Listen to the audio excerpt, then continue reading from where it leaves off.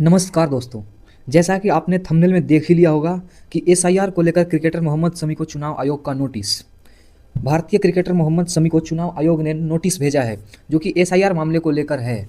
जैसा कि हम जानते हैं कि भारतीय क्रिकेट टीम के तेज गेंदबाज मोहम्मद शमी, जो अपनी शानदार गेंदबाजी के लिए दुनिया भर में जाने जाते हैं, इन दिनों क्रिकेट की वजह से ही नहीं बल्कि एक और वजह से सुर्खियों में बने हुए हैं। वो लगातार न्यूज़ का हिस्सा बने हुए हैं क्योंकि हाल ही में चुनाव आयोग की ओर से उन्हें नोटिस भेजा गया है, जिसके बाद सोशल मीडिया और न्यूज़ चैनलों पर कई तरह के सवाल उठने लगे हैं। आखिरकार मोहम्मद शमी को चुनाव आयोग ने क्यों बुलाया, आज हम इस पर विस्तार से चर्चा करेंगे। क्या यह कोई कानूनी या राजनीतिक मामला है या इसके पीछे कोई और वजह है? तो चलिए हम आज इस वीडियो में जानने की कोशिश करते हैं कि आखिर मोहम्मद शमी को एसआईआर का नोटिस लेकर क्यों बुलाया गया था। जैसा कि आप देख सकते हैं कि चुनाव आयोग की तरफ से ये नोटिस जारी किया गया था। अब हम इस वीडियो में जानने की कोशिश करेंगे कि आखिरकार एसआईआर नोटिस है क्या और मोहम्मद शमी को चुनाव आयोग ने क्यों बुलाया था। आखिरकार मोहम्मद शमी चुनाव आयोग द्वारा तय की गई तारीख पे क्यों नहीं पहुंच पाए और अब आगे इसको लेकर क्या होगा। जैसा कि हम देख सकते हैं, भारतीय क्रिकेट टीम के तेज गेंदबाज मोहम्मद शमी चुनाव आयोग की ओर से नोटिस जारी किया गया है। मीडिया सूत्रों की प्राप्त जानकारी के अनुसार शमी और उनके भाई मोहम्मद कैफ के स्पेशल इंसेंटिव रिवीजन, जिसे हम एसआईआर भी कहते हैं, उनके फॉर्म में कुछ विसंगतियां और गड़बड़ी पाई गई थी, जिसको लेकर चुनाव आयोग द्वारा उन्हें नोटिस दिया गया था और उन्हें इसकी सत्यापन के लिए बुलाया गया था। इस मामले पर न तो शमी की ओर से कोई प्रतिक्रिया आई है और न ही चुनाव आयोग की तरफ से कोई आधिकारिक प्रतिक्रिया अभी तक सामने आई है।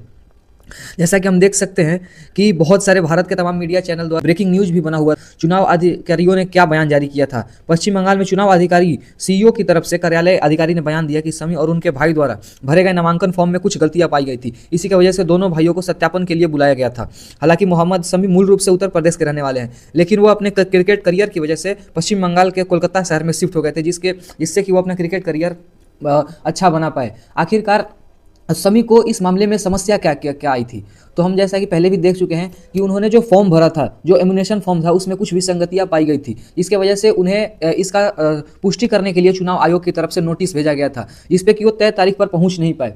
आखिर अब हम जानेंगे कि मोहम्मद शमी अपने तय तारीख पर पहुंच क्यों नहीं पाए थे। जैसा कि हम जानते हैं कि मोहम्मद शमी पश्चिम बंगाल की टीम से मैच खेलते हैं और वो पश्चिम बंगाल टीम का हिस्सा है। जैसा कि हम ये भी जानते हैं कि भारत में अभी विजय हजारे ट्रॉफी चल रहा है, जिसको लेकर पश्चिम बंगाल की टीम से मोहम्मद शमी मैच में व्यस्त थे, जिसकी वजह से वो चुनाव आयोग के द्वारा तय की गई तारीख पर पहुंच नहीं पाए थे। अधिकारियों ने मंगलवार को बताया था कि मोहम्मद शमी और उनके भाई कैफ दोनों को सुनवाई के लिए बुलाया गया था, परंतु शमी निर्वाचन आयोग की तरफ से नई तारीख देने का अनुरोध किया है, जिससे कि चुनाव आयोग और निर्वाचन आयोग के द्वारा स्वीकार कर लिया गया है।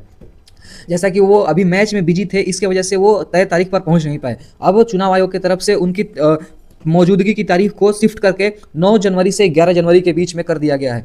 मोहम्मद शमी कलकत्ता के नगर निगम वार्ड नंबर 93 के मतदाता है, जो कि रास बिहारी विधानसभा क्षेत्र के अंतर्गत आता है। जैसा कि आप देख सकते हैं कि दोनों भाइयों को चुनाव आयोग की तरफ से सत्यापन के लिए बुलाया गया था। तो अब हम यह जानने की कोशिश करेंगे कि वो अपने तय तारीख पर पहुंच नहीं पाए थे और अब वो आगे पहुंचेंगे तो आखिर क्या करना होगा उन्हें, और क्या यह कोई अपराध है या कोई राजनीतिक मामला है। तो जैसा कि हम जानते हैं कि जैसे चुनाव आयोग ने एसआईआर के लिए बुलाया है, तो एसआईआर एक वेरिफिकेशन प्रोसेस है, जिसमें जब शमी वहाँ सुनवाई के लिए पहुंचेंगे तो उस दौरान उन्हें अपने दस्तावेज प्रस्तुत करने होंगे और फॉर्म से जुड़ी जानकारी भी स्पष्ट करनी होगी। जैसे ही जांच पूरा होगा, यह मामला पूरी तरह से समाप्त हो जाएगा।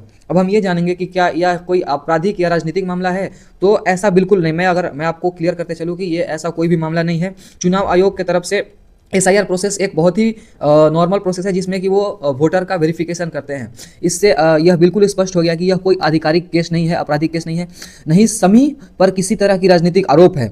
यह केवल एक प्रशासनिक और तकनीकी जांच है। चुनाव आयोग ने यह साफ भी कर दिया है कि यह प्रक्रिया आम मतदाताओं पर भी लागू होता है, चाहे वह नागरिक कोई प्रसिद्ध नागरिक हो या कोई भारत के आम नागरिक हो। अब हम जानने की कोशिश करेंगे कि आखिर एसआईआर है क्या और यह इतना महत्वपूर्ण क्यों है। जैसा कि हम देख सकते हैं, व्यापक संशोधन के हिस्से के रूप में नई मतदाता सूची तैयार करने के लिए घर घर जाकर जनगणना की जाती है।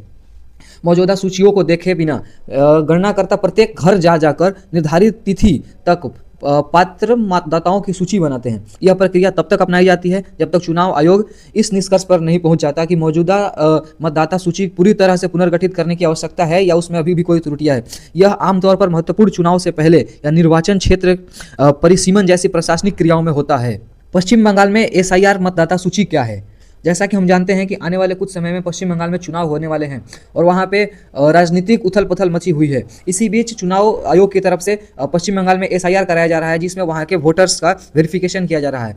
पश्चिम बंगाल में एसआईआर मतदाता सूची का सीधा मतलब है कि भारत निर्वाचन आयोग द्वारा आने वाली मतदाता सूचियों का विशेष गहन संशोधन किया जाएगा। यह मतदाता सूची सत्यापन और संशोधन के लिए ही विस्तृत और ग्रहण किया गया है, जिसके तहत यह सुनिश्चित किया जाता है कि कोई भी पात्र मतदाता छूट न जाए और न ही कोई अपात्र व्यक्ति मतदाता सूची में शामिल हो, क्योंकि हम जानते हैं कि भारत और बांग्लादेश के बीच बहुत ही टेंशन चल रही है, जिसके वजह से बहुत सारे बांग्लादेशी नागरिक भी भारत में आ गए हैं और उनका वोटर आईडी भी बना हुआ है। इसी को लेकर चुनाव आयोग ने पश्चिम बंगाल में एसआईआर चलाने की प्रक्रिया को स्टार्ट किया, जिसके तहत जो भी अपात्र व्यक्ति है उन्हें चुनावी प्रक्रिया से बाहर किया जाए, मतलब वोटर लिस्ट से उन्हें बाहर किया जाएगा और जो भी वैलिड वोटर्स हैं उन्हें चुनाव वोटर लिस्ट में ऐड किया जाएगा। जब से पश्चिम बंगाल में एसआईआर की प्रक्रिया स्टार्ट हुई है तब से लेकर अभी तक करीब 58.21 लाख वोटरों का नाम कट चुका है, जिसमें से कुल 24 लाख वोटर मृत पाए गए हैं, 19 लाख वोटर शिफ्ट हो चुके हैं, 12 लाख वोटर लापता हो चुके हैं और डुप्लीकेसी या फर्जी वाले मामले बहुत ही ज़्यादा रहे हैं। 1,38,000 के करीब डुप्लीकेसी या फर्जी वाले मामले हैं और अन्य कारणों से भी 57,000 वोटरों को निलंबित किया गया है। तो क्योंकि हम इस फोटो में देख सकते हैं कि बंगाल में जैसा कि 58 लाख अभी तक वोटरों का नाम वोटर लिस्ट से कट चुका है, जिसमें कि डुप्लीकेसी के मामले बहुत ज़्यादा सामने आ रहे हैं, जो कि 1,38,000 हैं। इसी को मद्देनजर रखते हुए पश्चिम बंगाल में एसआईआर चलाया जा रहा है। जैसा कि हम देख सकते हैं कि पश्चिम बंगाल में बहुत सारे वोटरों का नाम काटा गया है, अतः हम इससे ये देख सकते हैं कि एसआईआर प्रक्रिया बहुत ही जरूरी है। आखिर एसआईआर प्रक्रिया है क्या? एसआईआर प्रक्रिया एक प्रशासनिक प्रक्रिया है जिसे हम स्पेशल इंटेंसिव रिवीजन भी कहते हैं, जिसमें चुनाव आयोग वोटर लिस्ट को अपडेट करता है, फर्जी या डुप्लीकेसी नाम को भी हटाता है। जैसा कि हम इसमें भी देख सकते हैं कि 1,38,000 डुप्लीकेसी वोटरों को हटाया गया था और मतदाता के नाम, पता, परिवार का विवरण और पहचान से जुड़ी जानकारी भी इकट्ठा करता है। इस प्रक्रिया के तहत कई आम नागरिकों को भी बुलाया जाता है, जिसमें कोई असामान्य बात नहीं होती है। इसको लेकर चुनाव आयोग सभी नागरिकों को एक समान तौलता है, जिसमें या तो कोई बहुत ही बड़ा नागरिक हो या फिर कोई एक आम नागरिक हो, इससे उसको कोई फर्क नहीं पड़ता कि कौन क्या है। अब हम मोहम्मद शमी के करियर के बारे में जानने की कोशिश करेंगे। जैसा कि हम देख भी सकते हैं कि भारत में आईपीएल बहुत जोरों शोरों से चलता है और मोहम्मद शमी अभी पिछले साल सनराइजर्स हैदराबाद की तरफ से खेल रहे थे, जिनका ट्रेड होकर अभी वो लखनऊ सुपर जायंट में चले गए हैं। अगर हम शमी की वर्तमान स्थिति के बारे में जाने तो भारतीय क्रिकेट टीम में अगर सबसे भरोसेमंद खिलाड़ियों में से एक हैं। मोहम्मद शमी ने अपनी मेहनत, अनुशासन और तेज रफ्तार गेंदबाजी से अंतर्राष्ट्रीय क्रिकेट में अपनी अलग ही पहचान बनाई है। उत्तर प्रदेश के एक छोटे से गांव से निकलकर भारत के लिए वर्ल्ड कप जीतने तक का सफर लाखों युवाओं के लिए प्रेरणादायक है।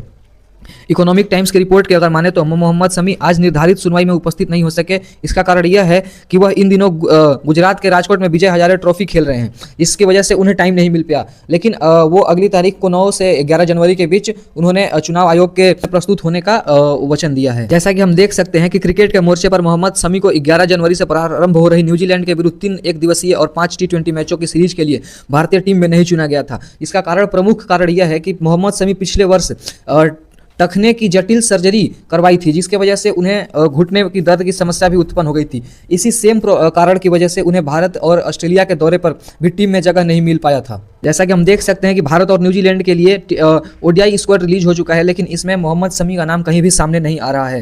राजनीतिक विवाद और आरोप प्रत्यारोप। बंगाल में एसआईआर प्रक्रिया 1 सप्ताह से अधिक समय से संचालित हो रही है, जिसमें कि राजनीतिक गर्माहट पैदा करती है। यदि किसी आवेदन फॉर्म में त्रुटि हो, मैपिंग उचित तरीके से न हुई हो या दस्तावेजों में कोई भी समस्या संबंध हो तो व्यक्ति को सुनवाई के लिए बुलाया जाता है। इस प्रक्रिया में पूर्व मंत्री कांति गंगोपाध्याय से लेकर सांसद काकली घोष के परिजनों तक को नोटिस भी भेजा गया था। तो इसमें कोई भी बहुत बड़ी बात नहीं है कि अगर मोहम्मद शमी को इस वेरिफिकेशन के लिए बुलाया जा रहा है, क्योंकि यह चुनाव आयोग की एक नॉर्मल सी प्रक्रिया है, जिसमें बस वो अपना वेरिफिकेशन दे देंगे और पूरे मामले से बेदखल हो जाएंगे। जब से एसआईआर प्रक्रिया स्टार्ट हुई है तब से ही राजनीतिक गर्माहट बहुत ही ज्यादा पैदा हो रही है।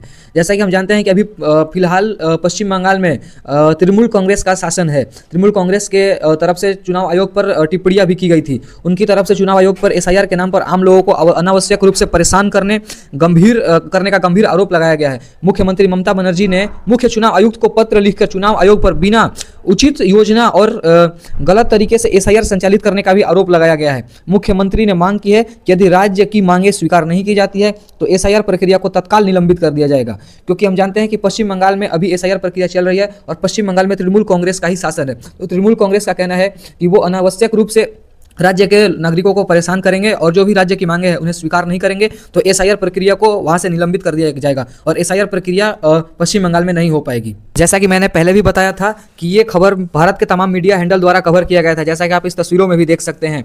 और भारत के तमाम विपक्षी पार्टियों के द्वारा एसआईआर का प्रोटेस्ट भी किया जाता है, जिसमें सोनिया गांधी और ममता बनर्जी भी अलग अलग पोर्टल पर दिखाई दे रहे हैं। अखिलेश यादव ने भी ट्वीट करके बताया गया था कि बिहार में ये गेम बहुत ज़्यादा दिनों तक चलने वाला नहीं है और जो गेम बिहार में चला था वो वेस्ट बंगाल में अब वो चलने नहीं देंगे।